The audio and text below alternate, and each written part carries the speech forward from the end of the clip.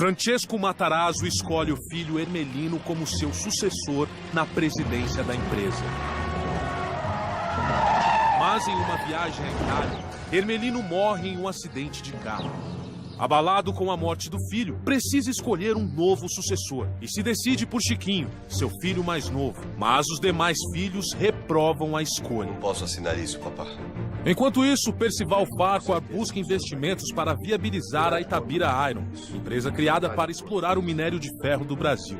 Mas a quebra da Bolsa de Nova York coloca o mundo em crise. Quantos andar a mais você acha que a fundação aguenta? Em São Paulo, o monumento triunfante de Martinelli ainda não está completo. Para sobreviver, ele depende dos seus negócios de importação e exportação. Mas esses negócios também sofrem com a quebra da Bolsa. E o movimento de navios no Porto de Santos despenca. Os investimentos de Guilherme Guinle correm perigo. O mundo está em crise. E no Brasil começa uma revolução que vai mudar o destino do país.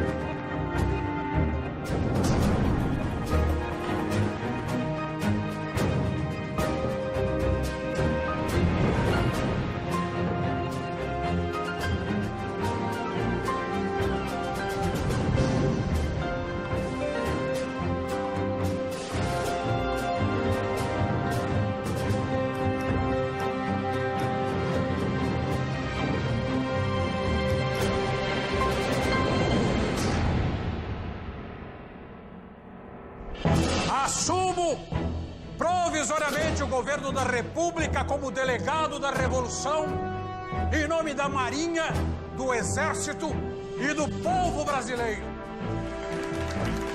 Em meio ao caos que assola o Brasil e o mundo, um homem toma o poder da nação. Getúlio Vargas. A mudança de poder interessa a Guilherme Guinle. Com seus negócios no Porto de Santos indo mal, ele busca meios de sobreviver à crise. A grandeza futura do Brasil depende principalmente da exploração de suas jazidas de ferro, nacionalizando a indústria siderúrgica. Nós daremos um grande passo na escalada ao alto destino que nos aguarda. Guinle percebe que os interesses do novo presidente se alinham aos seus. O projeto de Vargas oferece a oportunidade perfeita para que ele se volte à política nacional. Havia sempre divisões entre os que queriam continuar conectados com esse capital estrangeiro que também trazia tecnologia e influência, e sempre havia uma ala mais nacionalista que acompanhou, por exemplo, que admirou muito o Guilherme Guinle. Vargas começa imediatamente a executar seu plano nacionalista.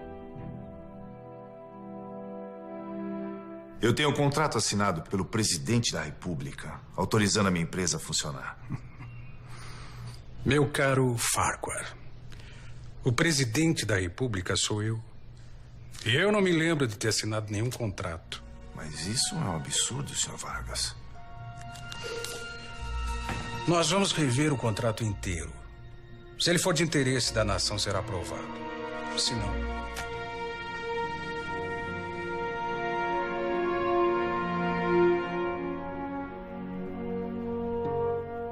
Itabira é uma das maiores reservas de ferro do mundo.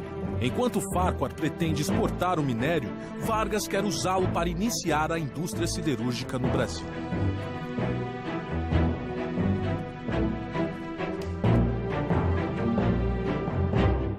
Getúlio, desde cedo, acreditava, sim, nesse Estado gestor, nesse Estado administrador, nesse Estado indutor do desenvolvimento.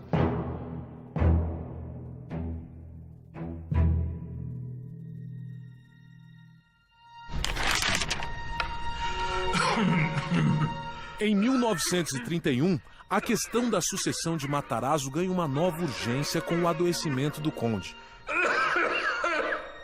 Nós devemos lembrar que era uma família de muitos filhos, havia os homens, as mulheres, e já se dava a rivalidade entre os vários subgrupos dentro desses herdeiros.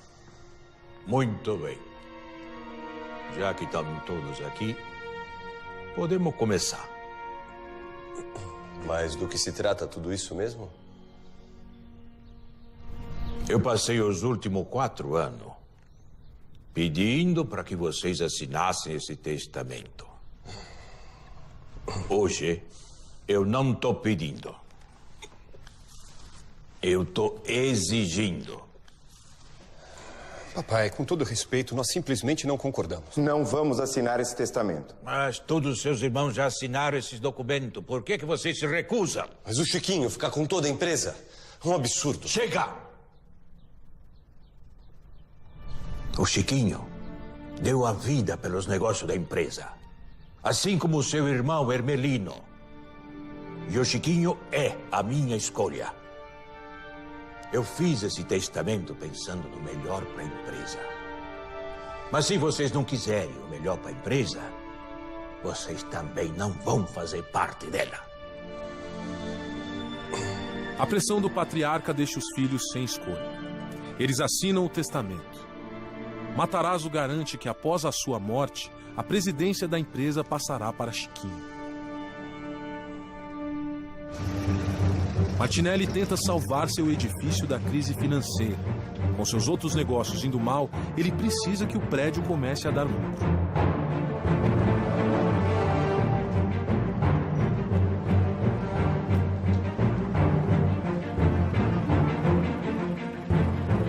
Ele inicia as atividades do edifício antes que o acabamento final esteja pronto.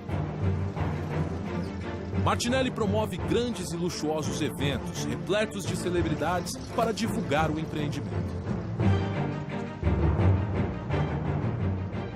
Um brinde. Um brinde a todos e ao grande Martinelli.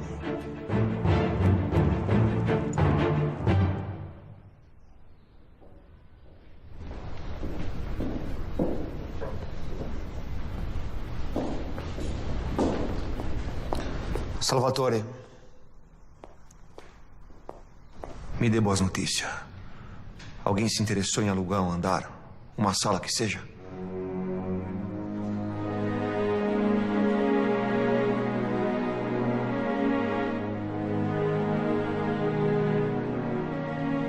O prédio acabou sendo um elefante branco, porque uma parte ficou fechada. Era a mais do que havia necessidade no período.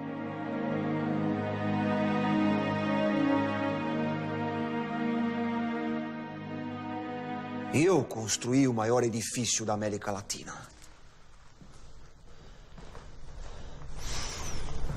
E eu preciso de mais prazo. Avise os demais que eu quero renegociar a dívida. Impossível. É um marco na história desse país. Será que você não enxerga a importância econômica desse prédio? Falo como amigo, Giuseppe. Se não vender esse prédio, você vai perder tudo que tem. Esse edifício vai ser a sua ruína.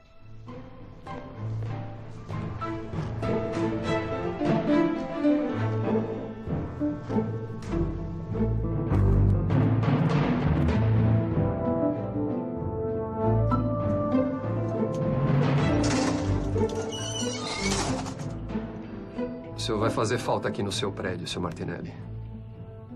Não é mais meu, Santino. E eu vendi.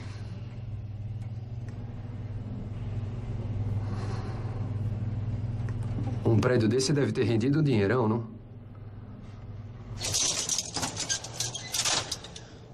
Adeus, Santino. Boa sorte, Sr. Martinelli.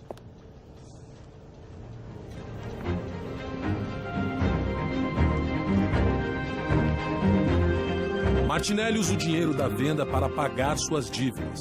Da transação, sobram apenas R$500. Boa fortuna, Santino. Que ele dá ao ascensorista do edifício. Foi um trabalho muito bonito, uma epopeia. 600 operários trabalharam na obra e ele alterou a paisagem de São Paulo. Demoraria anos até que outra construção rivalizasse a estatura e a elegância do edifício Martinelli.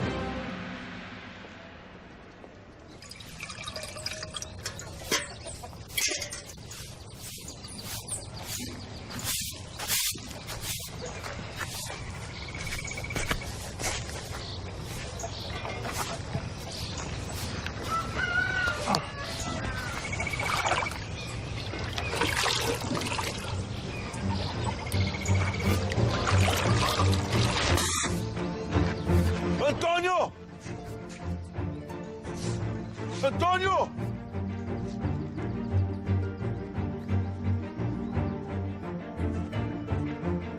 Liga. Safado! Envenenando o meu poço! Não fiz nada disso, não. Tá maluco, velho? Mentiroso! Quem mais ia botar veneno na minha água? Que vou saber. Ah, você sim, não foi. Em Salvador, uma simples disputa de vizinhos está prestes a mudar a história do país. Pois eu vou provar que foi você. Prove. Prove que eu quero ver. Quero ver provar.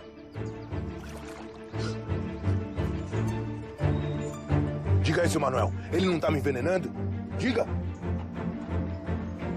Isso não é veneno? Isso é petróleo. Avise os demais que eu quero renegociar a dívida. Martinelli é obrigado a vender o edifício para quitar suas enormes dívidas. Seus irmãos já assinaram esses documentos. Por que você se recusa? Matarazzo finalmente consegue que os filhos assinem o testamento, garantindo que Chiquinho seja seu sucessor na presidência da empresa. Enquanto o presidente Vargas não toma sua decisão, a Itabira Iron de Fátua continua impedida de funcionar.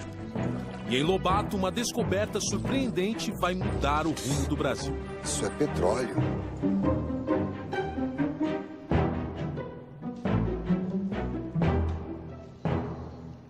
É impossível. Já fizeram pesquisas. Não existe petróleo em Lobato. Veja o senhor mesmo. Naquela época, a grande corrente dizia que o Brasil não detinha nenhum recurso correspondente a petróleo. A descoberta em Lobato chega ao renomado geólogo de Salvador, Silvio Frois.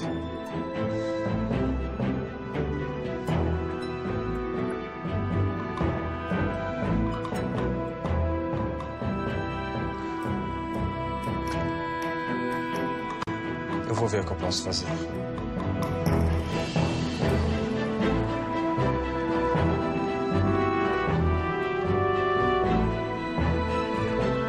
Silvio Frois, há quanto tempo? Tempo demais.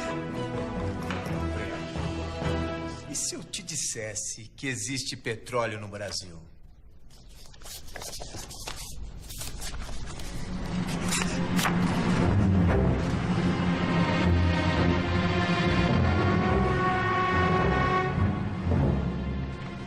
O governo do Vargas decretou em 1934, mas decretou.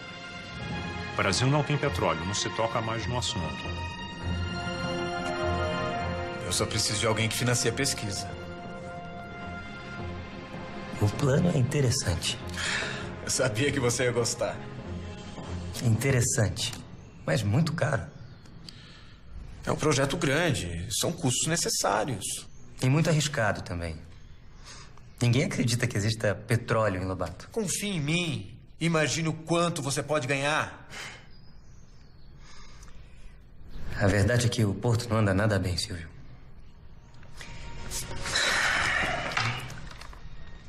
E se eu investir um dinheiro desse e não tiver resultado, eu posso ir à falência. Mas se nós encontrarmos o petróleo, você vai mudar a história do país. Então, o que me diz?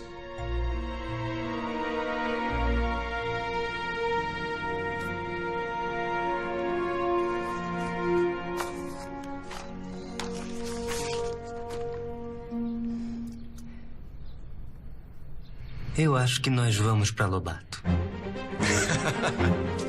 Sabia. Nós temos essa geração de pioneiros, da qual o Guilherme faz parte, que via no petróleo uma oportunidade de desenvolvimento para o Brasil. Ele começa a financiar esses geólogos que iam contra essa tese oficial do Estado brasileiro, que aqui não tem petróleo. Se você conseguir as provas realmente concretas, eu as levarei ao presidente do Brasil. O papel do líder é fundamental nisso. As pessoas esperam a liderança para tomarem ação. E o líder tem que estar sempre lá, otimista, levando as coisas para frente e fazendo as coisas acontecerem.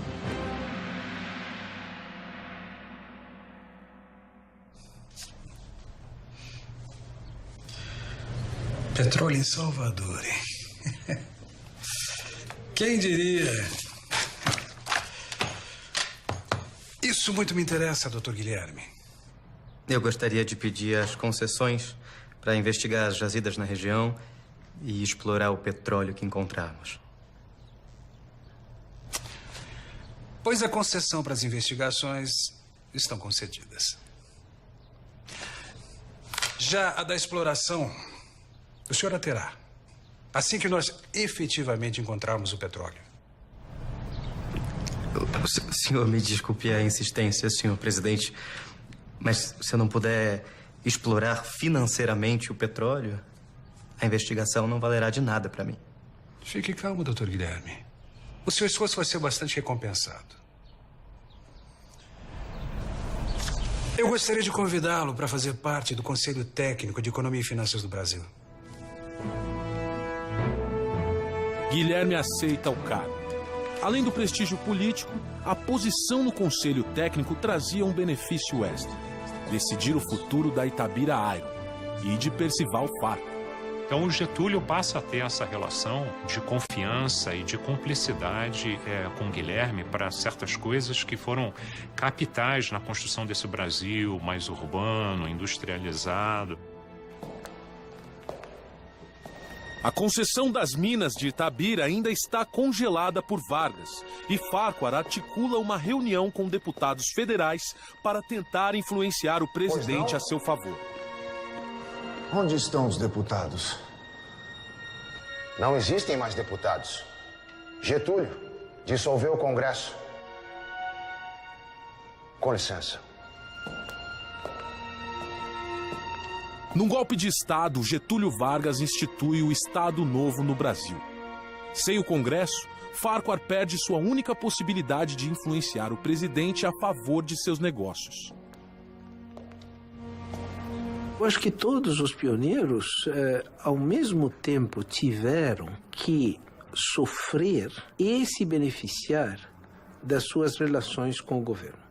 Com o aval de Getúlio, Guilherme investe grande capital e inicia as investigações da Bahia. Ele arrisca tudo na sua busca pelo petróleo. O futuro do Brasil está em nossas mãos.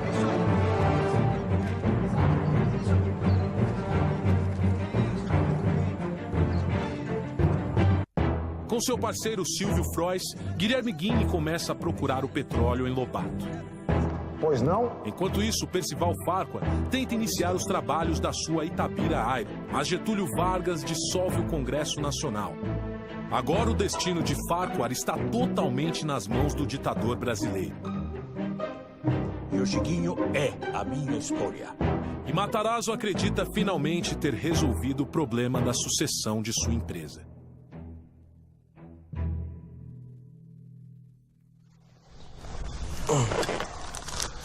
Chiquinho? Oi, André. Esperando o papai? É. Preciso que ele autorize uma compra. Um pouco estranho, não é? Faz 4 anos que nós assinamos o testamento. Você é o sucessor escolhido do papai. E mesmo assim, você precisa de autorização para decidir qualquer coisa. Você sabe como ele é, né? Gosta de controlar tudo. Claro, claro. Mas quando nós assinamos, nós achamos que você teria o controle de tudo. Será que o papai confia de verdade em você? O que você está querendo insinuar, Andréa?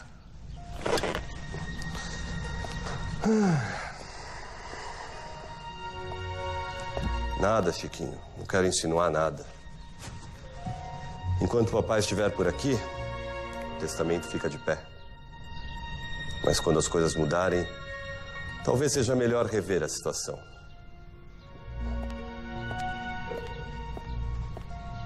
O modelo era esse, né? As famílias escolhiam um dos herdeiros para comandar, né, o complexo empresarial. Esse modelo complicou a vida de centenas, dezenas de empresas familiares brasileiras. Mais de metade. Eles nunca aceitaram o testamento. Eles assinaram, mas nunca aceitaram.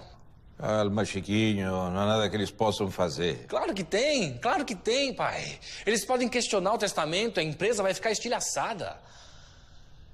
Eu preciso ser nomeado presidente agora, enquanto o senhor ainda está aqui. Não. Isso não. É o único jeito. Eu preciso do controle de verdade. Uma promessa num pedaço de papel não vale nada. Eu sou o presidente. Sempre foi assim e sempre será assim. Mas como? E o Hermelino? Você não é o Hermelino. Entendi, pai. Tá certo. Então eu me demito. Pode rasgar o testamento. Eu não quero mais nenhuma relação com essa empresa. Nenhuma. Meu filho, vem cá, Chiquinho. Chiquinho!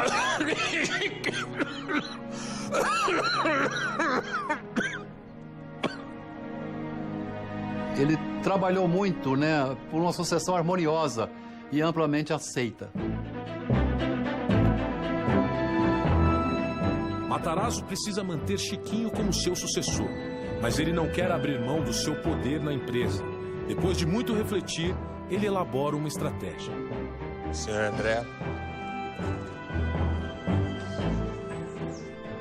Desejando que meus próprios filhos resolvam, por maioria, sobre aquilo que mais lhes convenha, decidimos, eu e Chiquinho, fazer uma consulta, a fim de que respondam se estão satisfeitos com os atos que realizei, reunindo nas mãos de Chiquinho a maioria dos votos da nossa sociedade.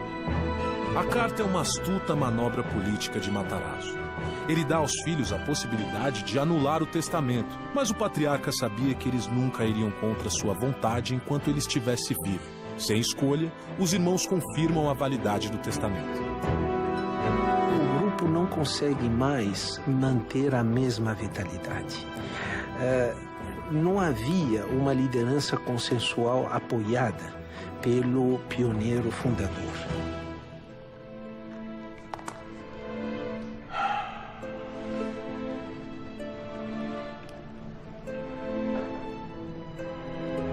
Ele fez prosperar uma lógica de valores e fez com que, enquanto ele prevalecia no projeto das empresas e da família, isso esteve presente.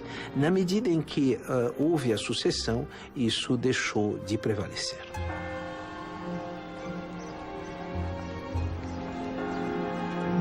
Em 10 de dezembro de 1937, morre Francesco Matarazzo. O sepultamento do conde foi um dos maiores acontecimentos na história de São Paulo até então. Acabaram até as flores na capital paulista e adjacências. E foi uma comoção geral. Seguindo o desejo de Francesco Matarazzo, Chiquinho assume a presidência das Indústrias Reunidas Fábricas Matarazzo. Agora, ele é o chefe da família, mas a família não é mais a mesma.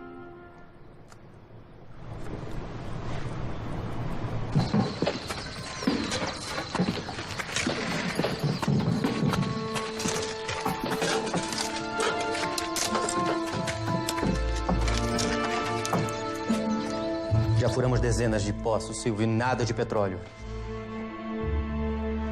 O maquinário importado, o salário dos trabalhadores, as análises de laboratório, estamos gastando uma fortuna. Mas vai valer a pena. O petróleo está lá, eu tenho certeza. Mas o dinheiro está acabando. Vamos deixar essa última perfuração terminar. Eu sinto muito, Silvio. Encerramos a investigação. O Estado Novo muda radicalmente o panorama político do Brasil, centralizando todo o poder nas mãos de Getúlio Vargas. Getúlio dissolveu o Congresso. Sua política de nacionalização da indústria coloca a Itabira Iron de Farquhar novamente em perigo. Não podemos descansar enquanto não encontrarmos o nosso objetivo. E enquanto o país se ajusta ao novo regime, Guilherme Guine e Silvio Frois buscam petróleo em Salvador. O dinheiro está acabando. Vamos deixar essa última perfuração terminar. Eu sinto muito, Silvio. Encerramos a investigação.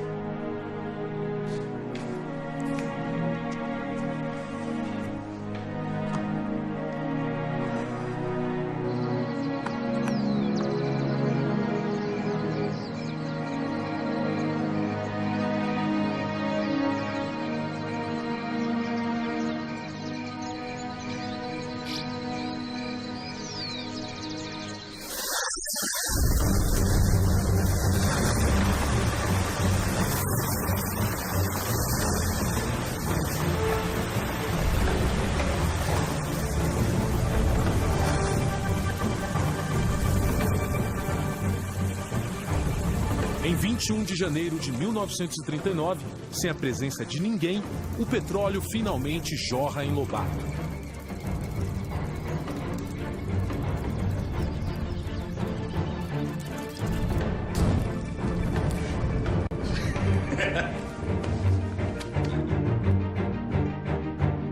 A riqueza é um meio para viabilizar o sonho. O poder é conseguir manter o rumo até alcançar o objetivo. Sr. Guinle, chegou um telegrama.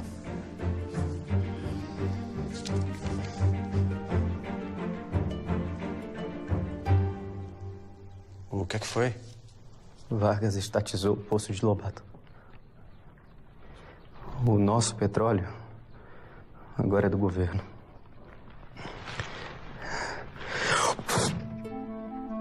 Assim que esse petróleo jorrou, o Getúlio tirou do capital privado e nacionalizou.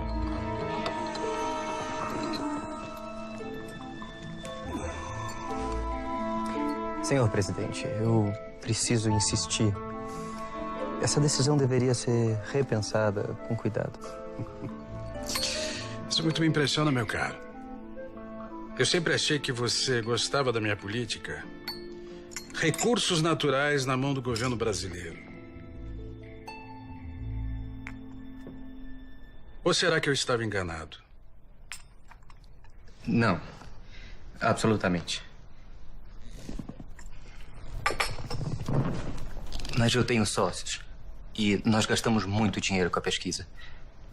Ao menos a concessão para explorar o petróleo poderia ficar com a nossa empresa. Sinto muito. Isso não vai ser possível. O petróleo brasileiro pertence ao governo. Mas, presidente... Fique calmo.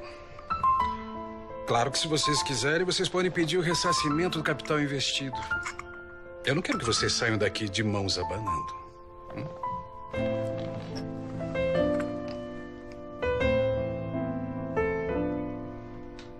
Quando vem uma decisão de um ditador, porque era realmente o caso de Getúlio, não há muito o que se discutir.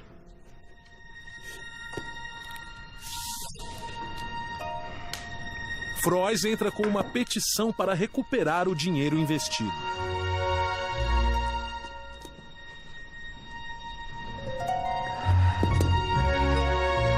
Qual o problema?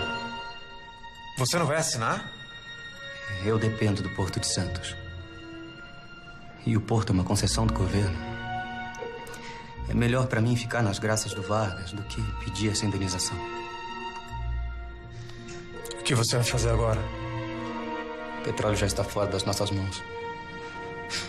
Fique à vontade para tomar a sua decisão. Mas eu preciso pensar no próximo passo. A questão não era uma questão financeira, era uma questão de um sonho. E esse sonho não seria compensado através de uma indenização. Ao recusar a indenização por Lobato, Guinle garante uma excelente posição com Getúlio Vargas. E agora ele decide focar sua atenção na indústria siderúrgica. A siderurgia já estava totalmente estabelecida nos Estados Unidos. As grandes pontes já se beneficiavam dessa siderurgia. Mas no Brasil ainda nós não tínhamos essa tecnologia e havia a necessidade de importar todos esses produtos. Para se criar uma indústria siderúrgica é necessário minério de ferro. E as minas de Itabira são o maior depósito do minério do país. Mas a concessão para a exploração das minas está nas mãos de Percival Farquhar. Caso Vargas finalmente aprove o contrato, que há anos está em revisão, Farquhar pretende exportar todo o minério extraído. Guinle não pode deixar que isso aconteça.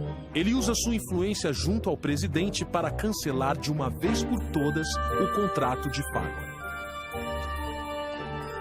Eu vou esmagar esse presidente.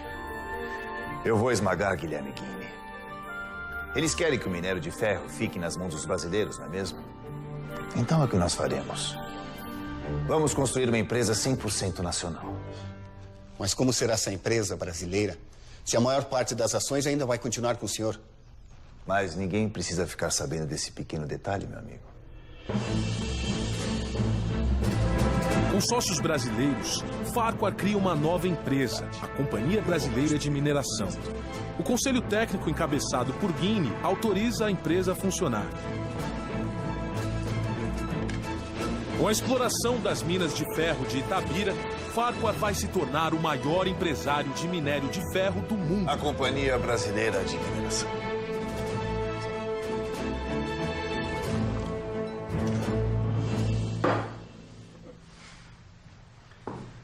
Farquhar, senhor presidente. Farquhar está por trás de tudo. A Companhia Brasileira é apenas uma fachada para o americano. Nós precisamos barrá-lo. Barrar? Isso é evidente. Gimli, eu sempre soube que Farquhar estava por trás da companhia. E o que isso importa? Nada. O importante é que a companhia está registrada no Brasil, cumpre as leis brasileiras, o resto é irrelevante. Eu discordo que isso seja irrelevante, senhor presidente. O senhor está se deixando levar pelas emoções. Farquhar é apenas uma peça do jogo. Deixe ele cumprir o seu papel. Aliás, o senhor também tem um papel a cumprir. A empresa de Farquhar vai extrair o minério, mas ainda é necessário transformá-lo em aço.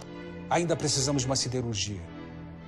Vargas cria a comissão executiva do plano siderúrgico e nomeia Gimli como presidente.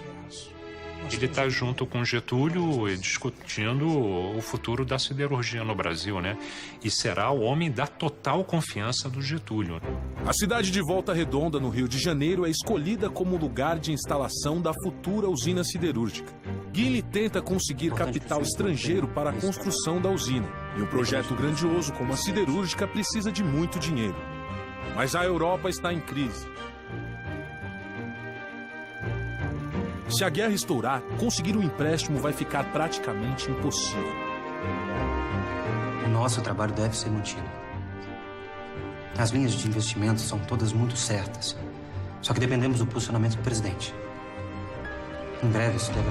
Doutor Guilherme, é oficial. A Alemanha invadiu a Polônia. Começou a guerra.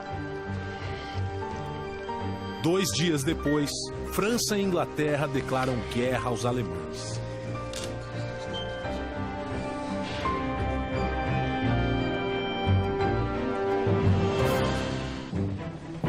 A Companhia Brasileira de Mineração. Farquhar finalmente consegue autorização para extrair o minério de ferro de Itabira. Farquhar, senhor presidente. Farquhar está por trás de tudo. Gimli fica ultrajado com a manobra do seu maior adversário. Mas o presidente Vargas acalma seus ânimos. E Gimli fica encarregado de executar o plano da siderurgia nacional. Mas o início da Segunda Guerra Mundial ameaça a empreitada. A Alemanha invadiu a Polônia. Começou a guerra.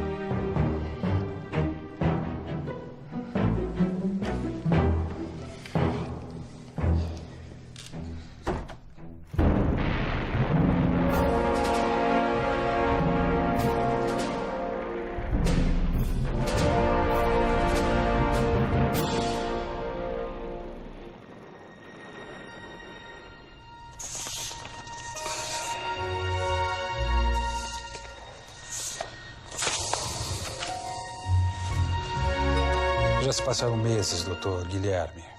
E ainda não tivemos nenhum avanço em nossa siderúrgica. Presidente, o senhor sabe a dificuldade de se conseguir um empréstimo nesse momento.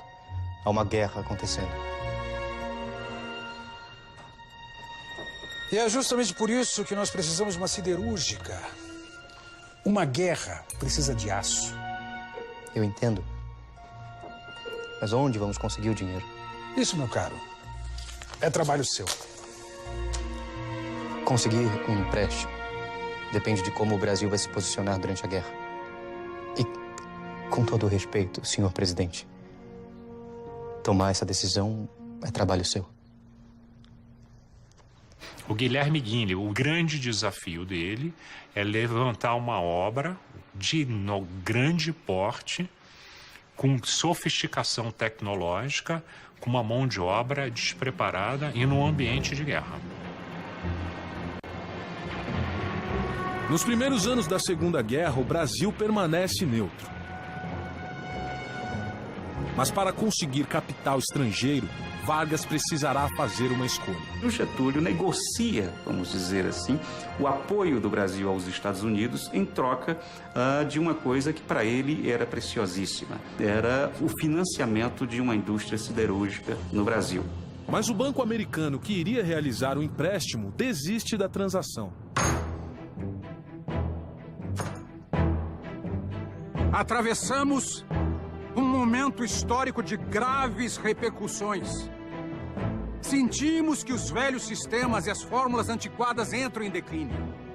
Não é, porém, como pretendem os pessimistas e os conservadores empedernidos, o fim de uma civilização, mas o início tumultuoso e fecundo de uma nova era. As palavras de Vargas causam alvoroço no mundo. O discurso é recebido como um apoio aos governos nazifascistas.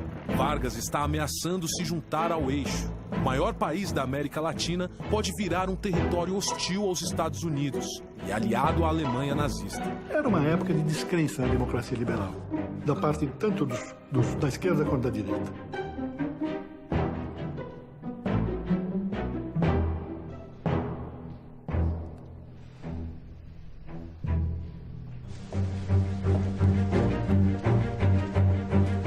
Os Estados Unidos, temerosos ao ver o Brasil se aproximando do eixo, decidem financiar a siderurgia de Vargas para garantir o apoio brasileiro. Guinle é enviado para os Estados Unidos para discutir o acordo. A família Guinle era um nome de peso no cenário internacional. Ele consegue um empréstimo de milhões de dólares para a construção da usina siderúrgica. Em 30 de janeiro de 1941, Vargas assina o decreto que cria a Companhia Siderúrgica Nacional. Guinle é nomeado presidente da nova companhia. Para essas pessoas, a riqueza material não é um fim, é um meio. É um meio de viabilizar o sonho. E o sonho do Guilherme era a sua liderança e da sua família. Após anos de desafios, Guinle alcança seus objetivos. Licença, Sr. Farquhar. O Sr. Guinle está aqui para vê-lo. Guinle? O que ele quer? Mande-o entrar.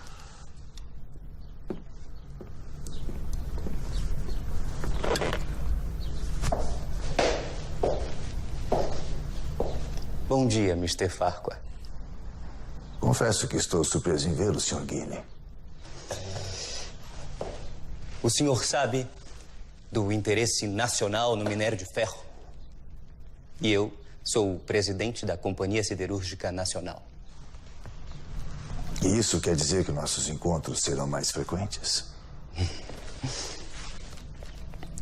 Pelo contrário. Vim aqui informar que o governo vai estatizar a sua companhia. Estatizar a minha companhia? Acho que seus negócios no Brasil finalmente acabaram.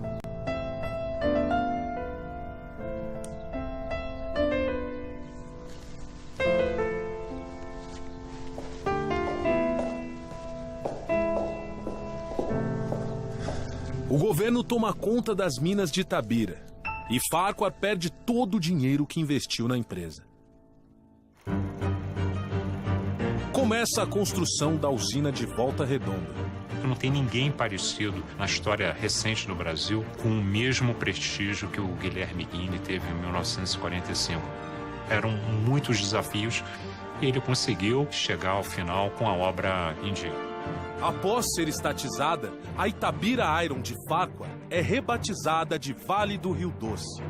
Juntas, a Vale e a Companhia Siderúrgica Nacional formam um dos maiores complexos de mineração e siderurgia do mundo. Com Guilherme Guinle à frente, o Brasil entra na era do aço. Conseguir confrontar interesses tão fortes demonstra que é capaz de se aliar a grandes talentos e viabilizar sonhos ousados.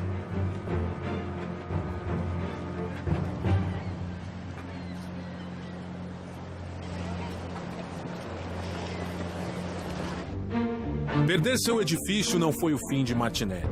Ele se muda para o Rio de Janeiro e continua com outros empreendimentos. Quando visita São Paulo, evita a rua Líbero Badaró, para não ter que encarar seu maior fracasso. Ele tinha uma visão urbana do que a cidade se tornaria que ninguém tinha naquela época. Ele sentiu o potencial. E sentiu talvez o potencial também através dos Matarazzo que vinham com essa força toda das indústrias, né? Matarazzo deixa seu sucessor escolhido, Chiquinho, na presidência da empresa. As grandes chaminés eram o símbolo de prestígio e isso ele cultivou ao longo de toda a sua vida.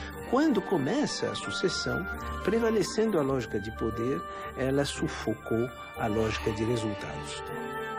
O pai foi construindo degrau por degrau, rapidamente, mas degrau por degrau. Ele já pegou esse conglomerado nacional e internacional. Agora você imagine a complexidade de controlar tudo isso.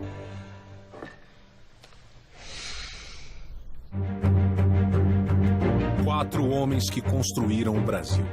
Francesco Matarazzo, o imigrante italiano que perdeu tudo ao chegar ao Brasil. Não! Não! Não! Trabalhando como mascate, começou um império. Hoje eu sou o maior comerciante de farinha de São Paulo. Percival Farquhar, o intrépido empreendedor americano que enfrentou os problemas dos trópicos e da política brasileira na sua busca para unir as Américas. Hoje estamos inaugurando a ferrovia que vai atravessar todo o continente. É muito arriscado, é uma loucura. Por isso que temos que aproveitar a guerra, não fugir dela. Giuseppe Martinelli, o imigrante pobre que ousou enfrentar uma guerra para construir sua fortuna e lançou a pedra fundamental da verticalização das cidades brasileiras. E Guilherme Guinle, o brasileiro visionário que manejou o instável cenário político do país. Independente do posicionamento do presidente, o nosso trabalho deve ser mantido. E construiu as bases da indústria nacional.